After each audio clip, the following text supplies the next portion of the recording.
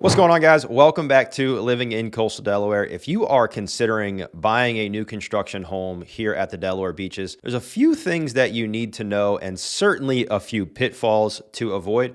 So stick around because today I'm going to break down the most important tips for purchasing a new construction home here in Coastal Delaware and what you should look out for throughout the process.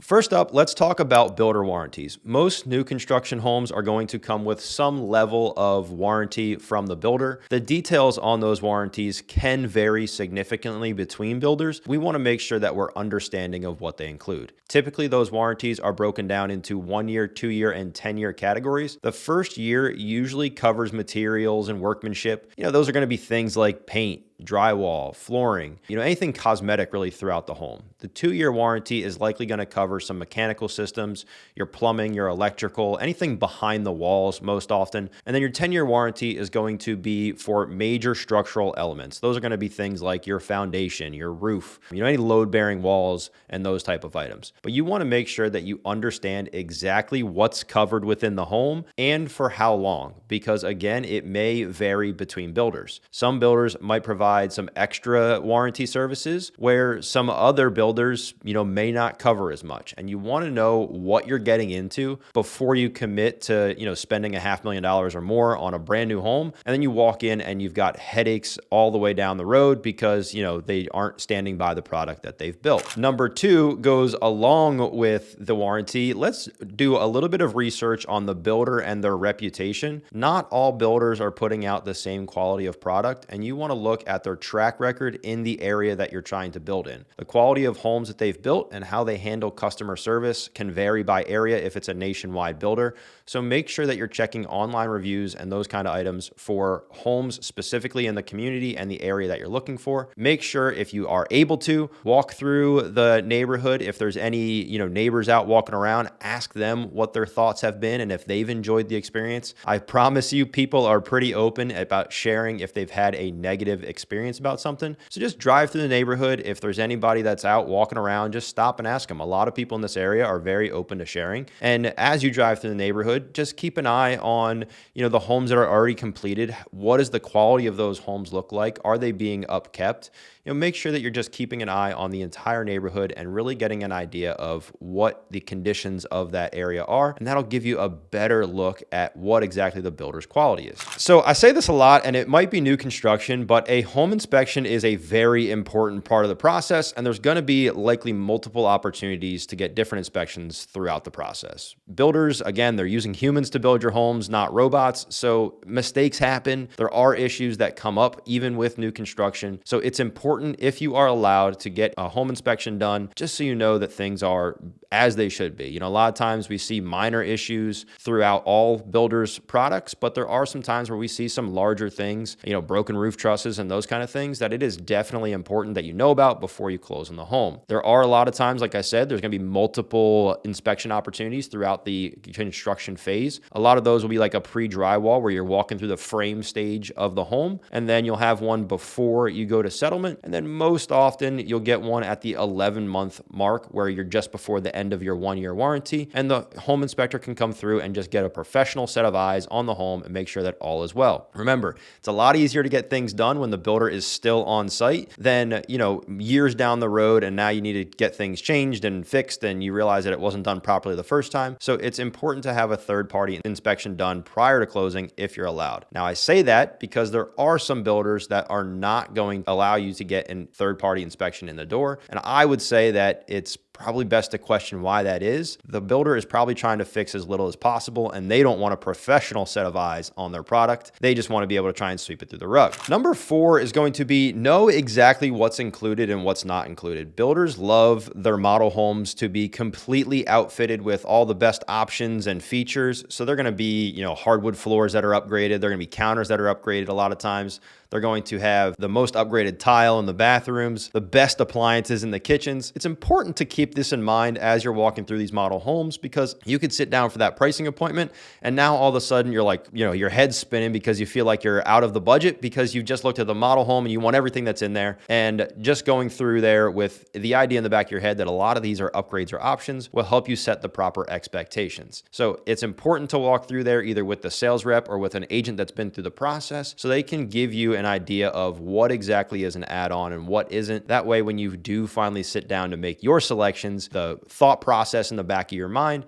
that, hey, this is in the model home. I liked it, but it's really not that important to me. And that way, when you do go through the pricing appointment, you can keep the build project within budget and make sure that you're not, throwing all these additional costs on there that don't actually make sense. So knowing what is included versus what is not in those model homes is certainly an important part of the process, because you can get lost with all the different items that they put in those homes. Number 5 is going to be financing with the builder's lender and what those pros and cons may be. So many builders are going to have a preferred lender. Sometimes it's somebody that is in-house with them under the same umbrella, and they may offer certain incentives like reduced closing costs, better interest rates, or even free upgrades if you use their lender. And while these deals oftentimes can sound very attractive, especially when you're like, ooh, I can get $10,000 off the purchase, you want to make sure that it actually makes sense. A lot of times there's going to be fees and other things that are built into those loans that actually remove what you think is the incentive. So say they're giving you $10,000, are they just adding $10,000 in junk fees along the line to make up the difference there? So I would make sure that you read the terms carefully. Some builder incentives may come with certain conditions, and you want to make sure fully that you know what you're getting into financially before you go ahead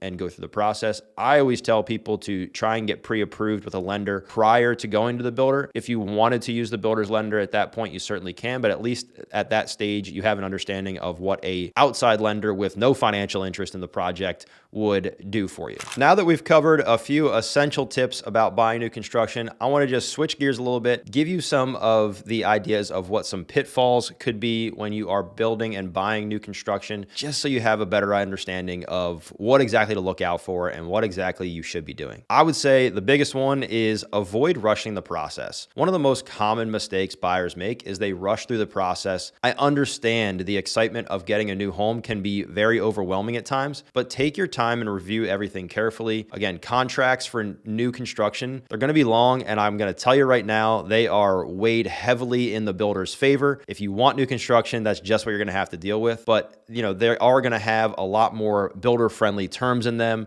such as if there's any delays in building, or, if materials are out of stock, they may be able to change those things or delay your settlement without penalty on their end. But if you delay settlement, they're going to charge you. So just know those things. Again, I would make sure you review the contract very closely and just understand that if you're buying new construction, it's going to be heavy in the builder's favor, but just set a proper expectation of what the timeline may be. Now, oftentimes we've seen building go either faster or slower. So if they say, hey, we think your new construction will be done in October, that could get moved up to September if there's not a lot of bad weather days at the start, or it could get pushed back to November if they've got delays in getting materials. Another important thing is don't assume that customization means that you just get total freedom. Many people think that buying new construction means they can customize every little detail of their home. However, most of these builders a lot of times have a set number of options that you can choose from, or they have a limited amount of choices for customization, and it may not be as wide or as variable as you think. For instance, most of them will not paint the house for you. If you wanted different paint colors, you're gonna have to do that after settlement. And there's gonna be a few different things, fixtures and that kind of stuff, where they may have very few or very limited options. In some cases, there's gonna be some builders that allow more extensive customizations. However, those builders are gonna come with a higher cost and likely a longer construction timeline, because they're having to order the product as you decide what you want, and they can't just bulk order it like the builders that are building, spec homes or inventory homes. So make a list of the must-haves and the nice-to-haves, and work with your builder to see what's feasible within your budget and what makes sense as far as what they're offering. Again, builders offer different levels of customization. A lot of people overlook the importance of location just within the development. Now, while the 3 most important words in real estate are location, location, location, location isn't just about the neighborhood or the city that you're buying in. It's also important to look at the lots within the development. Does the lot back to a busy road at the front of the community? Is it backing to a pond? Is it backing to a tree line or another house? Is it close to the amenities like a pool or a pickleball court? How close are the homes together? All of those factors can significantly impact your daily life, and more importantly, they can impact your future resale value. So if you're considering, what the future may look like, just keep these in mind and ask about future phases of the development. Will there be more construction going on after you move in? Are they all of a sudden going to add a bunch more homes to the community? community plan after you've already signed the contract. Just know what those items are before you go in and make sure that you're picking a lot within the community that sets you up best for your lifestyle and long-term goals. This last item seems like a no-brainer, but avoid skipping the final walkthrough. The final walkthrough is your opportunity to ensure the home is completed to your satisfaction.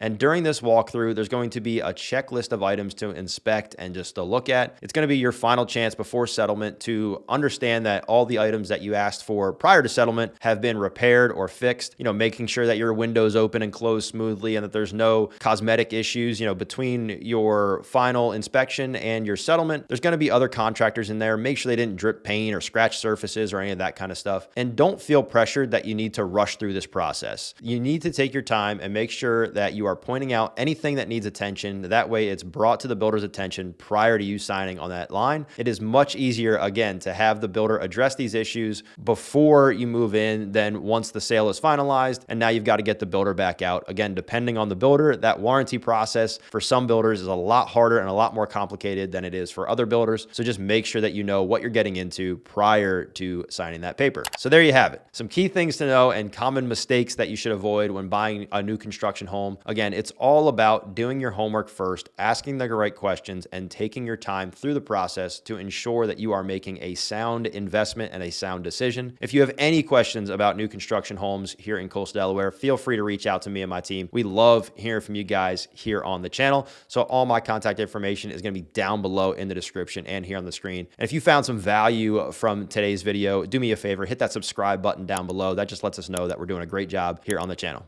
I hope to see you guys next time. Peace.